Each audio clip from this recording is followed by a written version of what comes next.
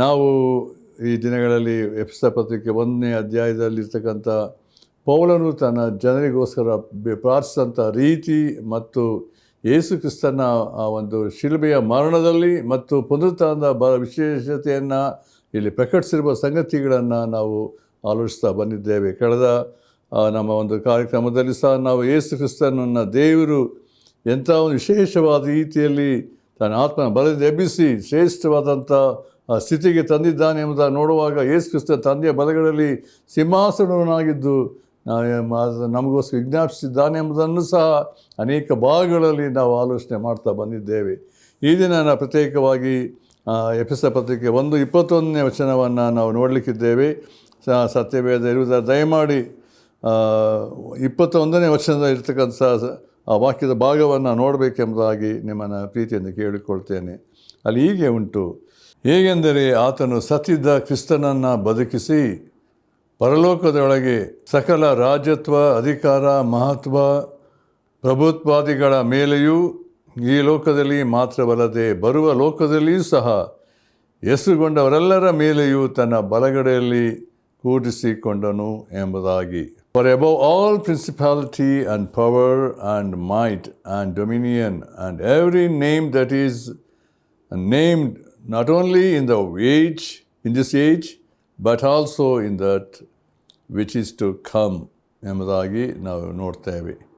ದೇವರ ಮಾತುಗಳನ್ನು ನಮಗೆ ಆಶೀರ್ವದಿಸಿಕೊಳ್ಳಿ, ಪ್ರಾರ್ಥಿಸೋಣ. ನಮ್ಮ ಪ್ರೀತಿಯುಳ್ಳ ತಂದೆಯ ದೇವರೇ, ನಿನ್ನ ಮಗನಾದ ಯೇಸು ಕ್ರಿಸ್ತನನ್ನು ನೀನು ಮಹಿಮೆಪಡಿಸಿದಂಥ ರೀತಿ, ಆತನು ಸತ್ತಿದಂಥ ಕ್ರಿಸ್ತನನ್ನು ಬದುಕಿಸಿ ಆತನ ಮಹಿಮೆಯಲ್ಲಿ ಪ್ರಭುತ್ವ ಕರ್ತನೆ ಆತನಿಗೆ ಕೊಟ್ಟಿರುವಂಥ ಶ್ರೇಷ್ಠವಾದಂಥ ಆ ಘನಮಾನ ಕರ್ತನೆ ನಿನ್ನ ವಾಕ್ಯದಲ್ಲಿ ಅನೇಕ ಸತ್ಯಗಳನ್ನು ತಿಳಿಯಪಡಿಸಿದ್ದಿ. ಈ ಸಮಯದಲ್ಲಿಯೂ ಕರ್ತನೆ ನಮ್ಮ ಆತ್ಮೀಯ ಕಣ್ಣುಗಳನ್ನು ತೆರೆಯ ಮಾಡು. ನಿನ್ನ ಶ್ರೇಷ್ಠತೆಯನ್ನು, ಮಹಿಮೆಯನ್ನು, ನಿನ್ನ ಸರ್ವಾಧಿಕಾರವನ್ನು ನಾವು ಕಾಣುವಂತೆ ಕರುಣೆ ತೋರಿಸು. ಯಾರ್ಯಾರು ಈ ಕಾರ್ಯಕ್ರಮವನ್ನು ಕೇಳ್ತಿದ್ದಾರೆ ಒಬ್ಬೊಬ್ಬರು ಹೃದಯದಲ್ಲಿಯೂ ಕಾರ್ಯ ಮಾಡು. ನಾವು ಕರ್ತನಿನ ಶ್ರೇಷ್ಠತೆಯನ್ನು ತಿಳ್ಕೊಳ್ಳುವಂತೆ, ಗ್ರಹಿಸುವಂತೆ, ಅನುಭವಿಸುವಂತೆ ನಾವು ಕರ್ತನೆ ನಿನ್ನ ಮೇಲೆ ಆ ನಂಬಿಕೆ ಇಟ್ಟಿರುವಾಗ, ನಂಬಿಕೆಯ ಜೀವಿತದಲ್ಲಿ ಮುಂದೆ ಸಾಗುವಾಗ ನಾವು ಕರ್ತನೆ ನಿನ್ನ ಇಷ್ಟಾರ್ಥವನ್ನು ನೆರವೇರಿಸುವಂಥ ಮಕ್ಕಳಾಗುವಂತೆ ಕರುಣೆ ತೋರಿಸು. ಯಾರಲ್ಲಿ ಯಾವ ಸಮಸ್ಯೆಗಳು ಉಂಟು ಒಬ್ಬೊಬ್ಬರನ್ನು ಕರುಣಿಸಿ ಎಲ್ಲವನ್ನೂ ನೋಡುವಂಥ ದೇವರೇ, ನಿನ್ನ ಕೈಗೆ ಸಂಪೂರ್ಣ ಸಮರ್ಪಿಸಿಕೊಳ್ತೇವೆ. ನಿನ್ನ ಮಹಿಮೆಗಾಗಿ ನಡೆಸು. ಯೇಸು ಕ್ರಿಸ್ತನ ಹೆಸರನ್ನು ನಾವು ಬೇಡ್ತೇವೆ ತಂದೆ, ಆಮೇನ್.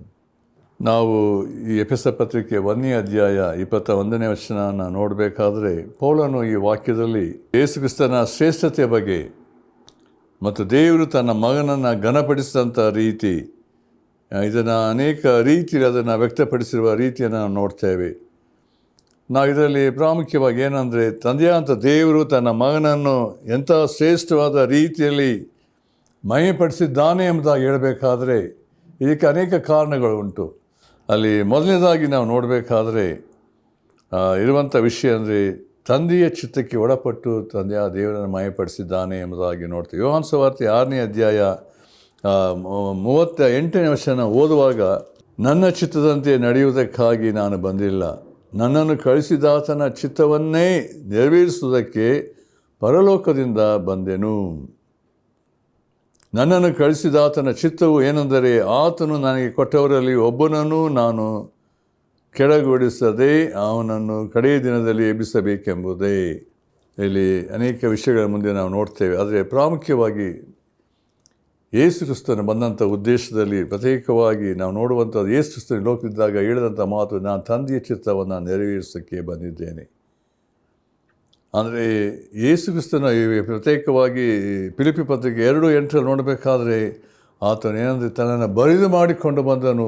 ಆತನ ಘನತೆ, ಮಹಿಮೆ, ಪ್ರಭಾವ ಎಷ್ಟು ಇತ್ತು ಅಂದರೆ, ಆತ ತನ್ನ ದಾಸ ರೂಪ ಧರಿಸಿಕೊಂಡು ತನ್ನ ಬರಿದು ಮಾಡಿಕೊಂಡು ನಮಗೆ ಸದೃಶನ, ಅಂದರೆ ಶಿಲುಬೆಯ ಮರಣವನ್ನು ಹೊಂದುವಷ್ಟು ಮಟ್ಟಿಗೆ ಸದೃಶನಾದನು ಎಂಬುದಾಗಿ ನಾವು ನೋಡ್ತೇವೆ. ಎರಡನೇದಾಗಿ ನೋಡಬೇಕಾದ್ರೆ ಇಬ್ರಿಯ ಪತ್ರಿಕೆ ನಾವು ಅಲ್ಲಿ ನೋಡುವಾಗ 5:8 ನಾವು ಅದನ್ನು ಗಮನಿಸುವಾಗ ಅಲ್ಲಿ ಒಂದು ಮಾತು ಹೀಗೆ ಬರೆಯಲ್ಪಟ್ಟಿದೆ. ಏನಂದರೆ ಹೇಳಿದರೆ, ಹೀಗೆ ಆತನು ಮಗನಾಗಿದ್ದರೂ ಅನುಭವಿಸಿದ ಬಾಧೆಗಳಿಂದಲೇ ವಿಧೇಯತೆಯನ್ನು ಕಲಿತುಕೊಂಡನು ಎಂಬುದಾಗಿ. ಅಂದರೆ ಯೇಸು ಕ್ರಿಸ್ತನಲ್ಲಿ ಇದ್ದಂಥ ತಂದೆಯ ಕಡೆ ಇದ್ದಂಥ ಅಧೀನತೆ ಮತ್ತು ವಿಧೇಯತೆ, ನಾನು ತಂದೆಯ ಚಿತ್ತವನ್ನು ಮಾಡೋಕ್ಕೋಸ್ಕರ ಬಂದಿದ್ದೇನೆ, ಅದರಲ್ಲಿರುವಂಥ ಸಂಗತಿ ಅಂದರೆ ತಂದೆಗೆ ಪರಿಪೂರ್ಣವಾಗಿ ಆತನ ಹೇಳಿದಂಥ ಮಾತಿಗೆ ಅಧೀನಾಗಿ ವಿಧೇಯನಾಗಿ ತಂದೆಯಾದ ದೇವರನ್ನು ಆತನು ಘನಪಡಿಸಿದನು ಎಂಬುದಾಗಿ ನಾವು ನೋಡ್ತೇವೆ. ಮೂರನೇದಾಗಿ ಈ ಭೂಲೋಕದಲ್ಲಿದ್ದಾಗ ಯೇಸು ಕ್ರಿಸ್ತನು ತಂದೆಯನ್ನು ಮಹಿಮೆಪಡಿಸಿದ ರೀತಿ ಅನೇಕ ಭಾಗದಲ್ಲಿ ನಾವು ವಾಕ್ಯದಲ್ಲಿ ನೋಡ್ತೇವೆ. ನಾಲ್ಕನೇದಾಗಿ ಯೇಸು ಕ್ರಿಸ್ತನು ಹೇಳಿದಂಥ ಮಾತು ಯೋಹಾನ ಸುವಾರ್ತೆ ಅಲ್ಲಿ 8ನೇ ಅಧ್ಯಾಯದಲ್ಲಿ ನೋಡಬೇಕಾದ್ರೆ, ನನ್ನಷ್ಟಕ್ಕೆ ನಾನು ಏನು ಮಾಡುವುದಿಲ್ಲ, ತಂದೆ ಏನು ಹೇಳಿದ್ದಾನೆ ಅದನ್ನು ಕೇಳಿ ಅದನ್ನು ಮಾಡ್ತೇನೆ ಎಂಬುದನ್ನು ಆತನು ಅನೇಕ ಭಾಗದಲ್ಲಿ ಅದನ್ನು ತಿಳಿಯಪಡಿಸಿದ್ದಾನೆ. ಅದನ್ನು ಓದುವಾಗ ನಮಗೆ ಗೊತ್ತಾಗ್ತದೆ. ಏಕೆಂದರೆ ಅಲ್ಲಿ ನಮ್ಮ ಮಾತನ್ನು ನಾವು ಅನೇಕ ಸಂಗತಿಗಳನ್ನು ಇರುವಂಥ ವಾಕ್ಯ ಸತ್ಯಗಳನ್ನು ಗಮನಿಸಿ ಅದನ್ನು ನೋಡುವಾಗ ನಮಗೆ ಗೊತ್ತಾಗ್ತದೆ. 5:19 ಸಹ ನೋಡ್ತೇವೆ. ಯೋಹಾನ ಸುವಾರ್ತೆ 5:19, ಅದಕ್ಕೆ ಯೇಸು ಅವರಿಗೆ, ನಿಮಗೆ ನಿಜ ನಿಜವಾಗಿ ಹೇಳುತ್ತೇನೆ, ತಂದೆಯು ಮಾಡುವುದನ್ನು ಕಂಡು ಮಗನು ಮಾಡುತ್ತಾನೆ, ಹೊರತು ತನ್ನಷ್ಟಕ್ಕೆ ತಾನೇ ಏನೂ ಮಾಡಲಾರನು. ಆತನು ಮಾಡುವುದನ್ನೆಲ್ಲ ಹಾಗೆಯೇ ಮಗನು ಮಾಡುತ್ತಾನೆ.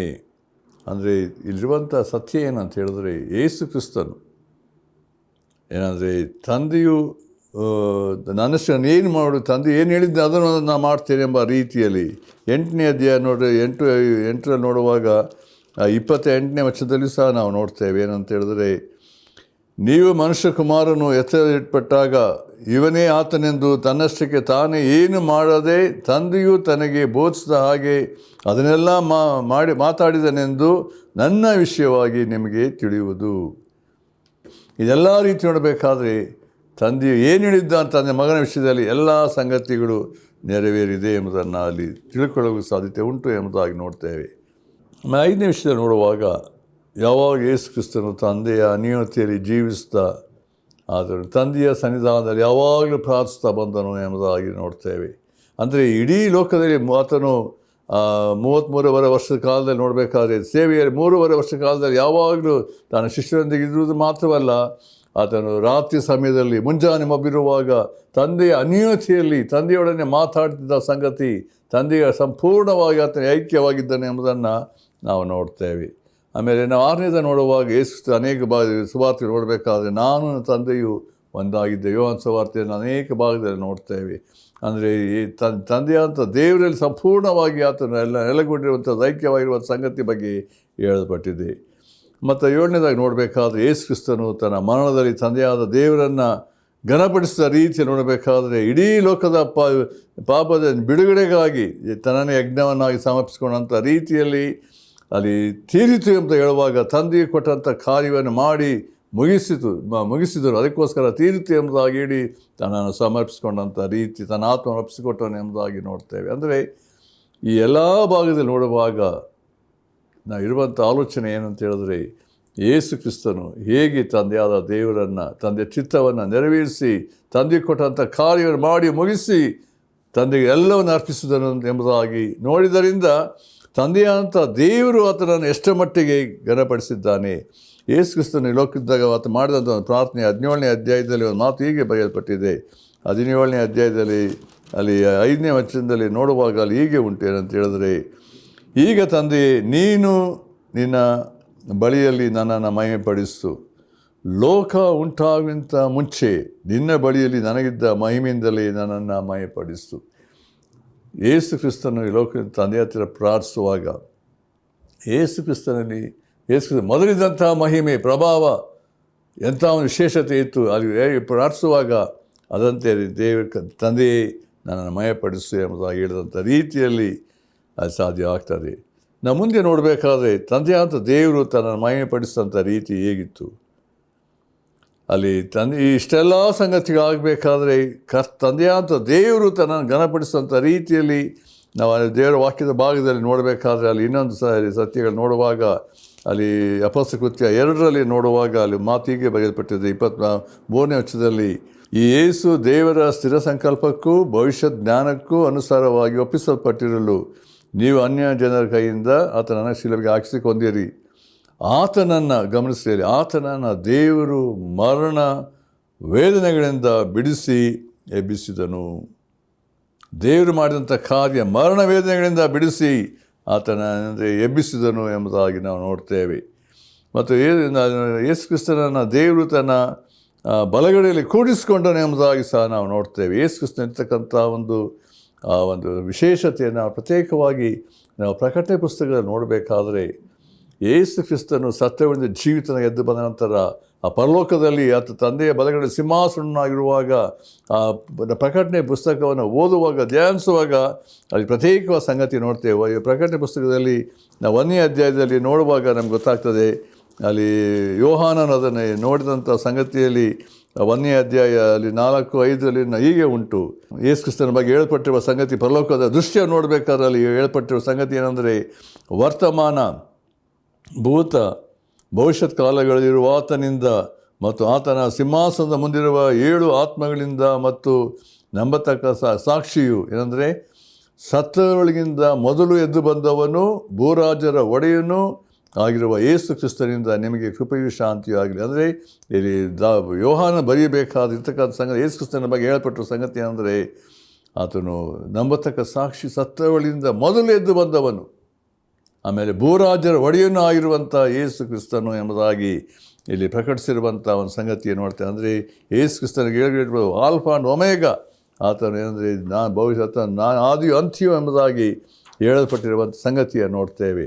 ನಾವು ಅದೇ ಪ್ರಕಟಣೆ 1:13 ನೋಡಬೇಕಾದ್ರೆ ಯೇಸು ಕ್ರಿಸ್ತನ ಮಹಿಮೆ, ಘನತೆ, ಆತನ ಶ್ರೇಷ್ಠತೆ ಬಗ್ಗೆ ಆತನು ಯೋಹಾನ ಕಂಡಾಗ ಏನು ಹೇಳ್ತಿದ್ದ ನೋಡ್ರಿ, ಅಲ್ಲಿ ಶಬ್ದ ಕೇಳಿದನು, ಹಿಂದಕ್ಕೆ ಅಂದರೆ ತಿರುಗಿದಾಗ 7 ಚಿನ್ನದ, ಯೇಸು ಕ್ರಿಸ್ತನ ಬಗ್ಗೆ ವರ್ಣಿಸಲ್ಪಟ್ಟ ಸಂಗತಿ ನೋಡ್ರಿ, ತಿರುಗಿದಾಗ 7 ಚಿನ್ನದ ದೀಪಸ್ತಂಭಗಳನ್ನು, ಆ ದೀಪಸ್ತಂಭಗಳ ಮಧ್ಯದಲ್ಲಿ ಮನುಷ್ಯಕುಮಾರನಂತೆ ಇರುವುದನ್ನು ಕಂಡೆನು.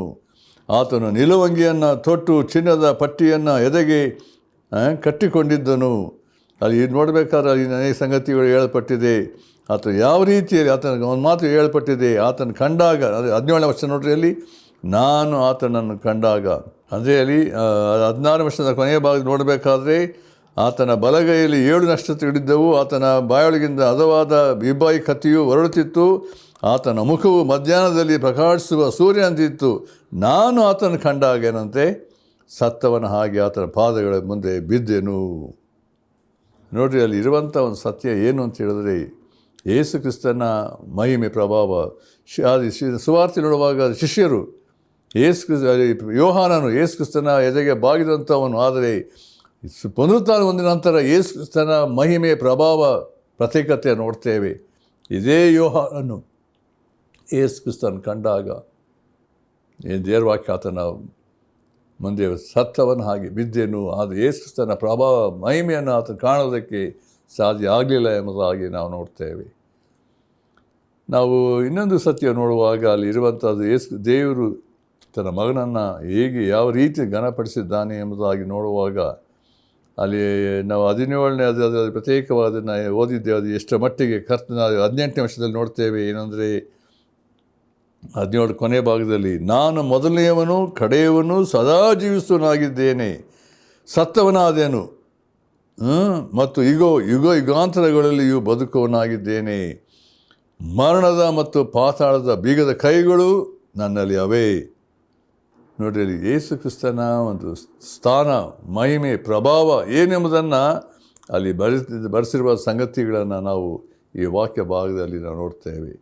ಮತ್ತು 4ನೇದ ನೋಡುವಾಗ ಯೇಸು ಕ್ರಿಸ್ತನು 7 ಸಭೆಗಳ ಮಧ್ಯದಲ್ಲಿ ತಿರುಗಾಡುವಾತನಾಗಿದ್ದಾನೆ ಎಂಬುದನ್ನು ನಾವು 2 ಮತ್ತು 3ನೇ ಅಧ್ಯಾಯದಲ್ಲಿ ಪ್ರಕಟಣೆ ಪುಸ್ತಕದಲ್ಲಿ ನೋಡಬೇಕಾದ್ರೆ, ಯೇಸು ಕ್ರಿಸ್ತನ ಆತನು ಹೇಗೆ ಇಡೀ ಸಭೆಯ ಮಧ್ಯದಲ್ಲಿ ಆತನು ಏನಂದರೆ ವಾಸುವಂತವನಾಗಿದ್ದಾನೆ, ವರ್ಣಿಸಲ್ಪಟ್ಟ ಸಂಗತಿ ಆತನ ಸಭೆಗಳ ಮಧ್ಯದಲ್ಲಿ ವಾಸಿಸಿದ್ದಾನೆ ಎಂಬುದಾಗಿ ನೋಡ್ತೇವೆ. ಮತ್ತು ನಾವು ಇನ್ನೊಂದು ಸಂಗತಿ ನೋಡಬೇಕಾದ್ರೆ, ಪರಲೋಕದಲ್ಲಿ ಯೇಸು ಕ್ರಿಸ್ತನಿಗೆ ಎಂಥ ಒಂದು ಆರಾಧನೆ ಎಲ್ಲ ಸಮಯದಲ್ಲಿ ಸಲ್ಲಲ್ಪಡ್ತಾ ಇದೆ ಎಂಬುದನ್ನು ಪ್ರತ್ಯೇಕವಾಗಿ 4ನೇ ಅಧ್ಯಾಯ 5ನೇ ಅಧ್ಯಾಯದಲ್ಲಿ ನಾವು ಅದನ್ನು ಓದುವಾಗ ಅಲ್ಲಿ ಪರಲೋಕದ ದೃಶ್ಯ, ಯೇಸು ಕ್ರಿಸ್ತನ ಒಂದು ಶ್ರೇಷ್ಠತೆಯ ಮಹಿಮೆಯ ಬಗ್ಗೆ ಅಲ್ಲಿ ಹೇಳಿರುವಂಥ ಸಂಗತಿಯನ್ನು ನಾವು ನೋಡ್ತೇವೆ. ನಾವು 5ನೇ ಅಧ್ಯಾಯಕ್ಕೆ ಬರುವಾಗ, 5ನೇ ಅಧ್ಯಾಯದಲ್ಲಿ 2ನೇ ವರ್ಷಕ್ಕೆ ಬರುವಾಗ ಅಲ್ಲಿ ಇರುವಂಥ ಒಂದು ಸಂಗತಿ ವಿಶೇಷವಾದ ಮಾತು ಹೇಳಲ್ಪಟ್ಟಿದೆ. ಆ ಪರಲೋಕದಲ್ಲಿ ಆದಂಥ ಸಂಗತಿ ಅಂದರೆ ಯೇಸು ಕ್ರಿಸ್ತನ ಶ್ರೇಷ್ಠತೆಯನ್ನು ಕಾಣಬೇಕಾದ ಇರುವಂಥ ಸಂಗತಿ ಏನೆಂಬುದನ್ನು ನೋಡುವಾಗ ಅಲ್ಲಿ ಇರುವಂಥದ್ದು ಏನಂದರೆ, ಅಲ್ಲಿ ಒಬ್ಬ ಬಲಿಷ್ಠನಾದ ಒಬ್ಬ ದೇವದೂತನು, ಈ ಸುರುಳಿಯನ್ನು ಬಿಚ್ಚುವುದಕ್ಕೂ ಇದರ ಮುದ್ರೆಗಳನ್ನು ಒಡೆಯುವುದಕ್ಕೂ ಯಾವನು ಯೋಗ್ಯನು ಎಂದು ಮಹಾಶಬ್ದದಿಂದ ಸಾರುವುದನ್ನು ಕಂಡೆನು ಎಂಬುದಾಗಿ ಹೇಳಲ್ಪಟ್ಟಿದೆ. ಆ ಸುರುಳಿಯನ್ನು ಬಿಚ್ಚುವುದಕ್ಕಾದರೂ, ಅದರಿಂದ ನೋಡುವುದಕ್ಕಾದರೂ ಪರಲೋಕದಲ್ಲಿ ಆಗಲಿ ಭೂಮಿಯಲ್ಲಾಗಲಿ ಭೂಮಿಯ ಕೆಳಗಾಗಲಿ ಯಾವನಿಗೂ ಶಕ್ತಿ ಇರಲಿಲ್ಲ ಎಂಬುದಾಗಿ ಹೇಳಲ್ಪಟ್ಟಿದೆ.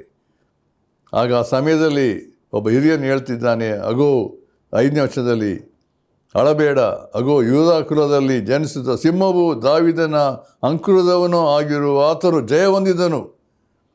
6ನೇ ವಚನ ಬರುವಾಗ ಒಂದು ಕುರಿ ಏನಂದರೆ ಕೊಯ್ಯಲ್ಪಟ್ಟದಾಗಿ ನಿಂತಿರುವುದನ್ನು ಕಂಡೆನು. ಯೇಸು ಕ್ರಿಸ್ತನಿಗೆ ಕೊಡಲ್ಪಟ್ಟಂಥ ಹೆಸರು ಏನಂತ ಹೇಳಿದ್ರೆ ಕೊಯ್ಯಲ್ಪಟ್ಟದ ಕುರಿ. ಅಲ್ಲಿ ಮುಂದೆ ನೋಡಬೇಕಾದ್ರೆ ಆತನು ತಂದೆಯ ಬಲಗೈಯಿಂದ ಆ ಸುರುಳಿಯನ್ನು ತೆಗೆದುಕೊಂಡಂಥ ಸಮಯದಲ್ಲಿ ಆದಂಥ ಸಂಗತಿ ಏನೆಂಬುದನ್ನು ಇಡೀ ಏನಂತ ಹೇಳಿದ್ರೆ 9ನೇ ವರ್ಷದಲ್ಲಿ ನಾವು ನೋಡ್ತೇವೆ. ಅದು ಓದುವಾಗ ಗೊತ್ತಾಗ್ತದೆ.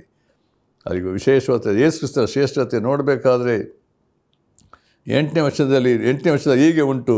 ಆ ಸುರುಳಿಯನ್ನು ತೆಗೆದುಕೊಂಡಾಗ ಆ 4 ಜೀವಿಗಳು 24 ಮಂದಿ ಹಿರಿಯರು ಯಜ್ಞದ ಕುರಿಯಾದಾತನ ಪಾದಕ್ಕೆ ಬಿದ್ದರು. ನೋಡ್ರಿ, ಯೇಸು ಕ್ರಿಸ್ತನಿಗೆ ಅಲ್ಲಿ ಯೇಸು ಕ್ರಿಸ್ತನನ್ನು ಯಾವ ರೀತಿ ಘನಪಡಿಸಿದಂಥ ಸಂಗತಿ. ಆ ಕೆರೂಬಿಗಳು ಮತ್ತು ಏನಂದರೆ 4 ಜೀವಿಗಳು 24 ಮಂದಿ ಹಿರಿಯರು ಅಷ್ಟೇ ಅಲ್ಲ, ಅಲ್ಲಿ ಮುಂದೆ ನೋಡುವಾಗ ಅಲ್ಲಿ ಕೋಟ್ಯಾನುಕೋಟಿ ದೇವದೂತರು 11ನೇ ವರ್ಷ ನೋಡುವಾಗ ಯೇಸು ಕ್ರಿಸ್ತನಿಗೆ ಅಡ್ಡೆ ಬಿದ್ದು ಆರಾಧಿಸುವಂಥ ಸಂಗತಿಯನ್ನು ನೋಡ್ತೇವೆ. ನೀವು ಅದನ್ನು ಸಮಯ ಮಾಡಿಕೊಂಡು ಓದುವಾಗ ಅದು ಯೇಸು ಕ್ರಿಸ್ತನ ಶ್ರೇಷ್ಠತೆಯ ಬಗ್ಗೆ ಆತ ಯಾರಾಗಿದ್ದಾನೆ ಎಂಬುದನ್ನು ವಿಶೇಷವಾಗಿ ಅದು ಹೇಳಲ್ಪಟ್ಟಿರುವಂಥ ಒಂದು ಸಂಗತಿಯನ್ನು ನೋಡ್ತೇವೆ.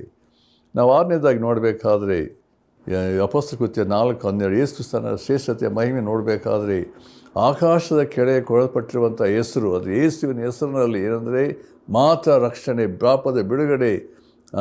ಮತ್ತು ಪ್ರತ್ಯೇಕವಾಗಿ ಈ ಫಿಲಿಪ್ಪಿ ಪತ್ರಿಕೆಯಲ್ಲಿ ನೋಡುವಾಗಲೂ ನಾವು 7ನೇದಾಗಿ ನೋಡಬೇಕಾದ್ರೆ 2:7-8 ನೋಡಬೇಕಾದ್ರೆ ಯೇಸು ಕ್ರಿಸ್ತನ ಹೆಸರನ್ನು ಹೇಳಿಕೊಂಡು ನಾವು ಅದನ್ನು ಫಿಲಿಪ್ಪಿ ಪತ್ರಿಕೆಯನ್ನು ಓದೋಣ, ಗೊತ್ತಾಗ್ತದೆ ಏನಂತ ಹೇಳಿದ್ರೆ ಅಲ್ಲಿರುವಂಥ ಸಂಗತಿ ಪ್ರತ್ಯೇಕವಾಗಿ ದೇವರು ತನ್ನ ಮಗನನ್ನು ಯಾವ ರೀತಿಯಲ್ಲಿ ಘನಪಡಿಸಿದ್ದಾನೆ ಎಂಬುದನ್ನು ನಾವು ಅಳವಡಿಸಬೇಕಾದ್ರೆ ಅದರ ಮಾತು ಹೀಗೆ ಬರೆಯಲ್ಪಟ್ಟಿದೆ. ಏನಂತ ಹೇಳಿದ್ರೆ 9ನೇ ವಚನ, ಅಂದರೆ ಯೇಸು ಕ್ರಿಸ್ತನು ತನ್ನ ತಗ್ಗಿಸಿಕೊಂಡು ಮರಣವನ್ನು ಅಂದರೆ ಶಿಲುಬೆಯ ಮರಣವನ್ನು ಹೊಂದುವುದಷ್ಟು ವಿಧಿಯನಾದರು ಅಂತ ಹೇಳುವಾಗ ಈ ಕಾರಣದಿಂದ ಗಮನಿಸಬೇಕಾದ 9ನೇ ವಚನ, ದೇವರು ಆತನನ್ನು ಅತ್ಯುನ್ನತವಾದ ಸ್ಥಾನಕ್ಕೆ ಏರಿಸಿ ಎಲ್ಲ ಹೆಸರುಗಳಿಗಿಂತ ಶ್ರೇಷ್ಠವಾದ ಹೆಸರನ್ನು ಆತನಿಗೆ ದಯಪಾಲಿಸಿದ್ದಾನೆ.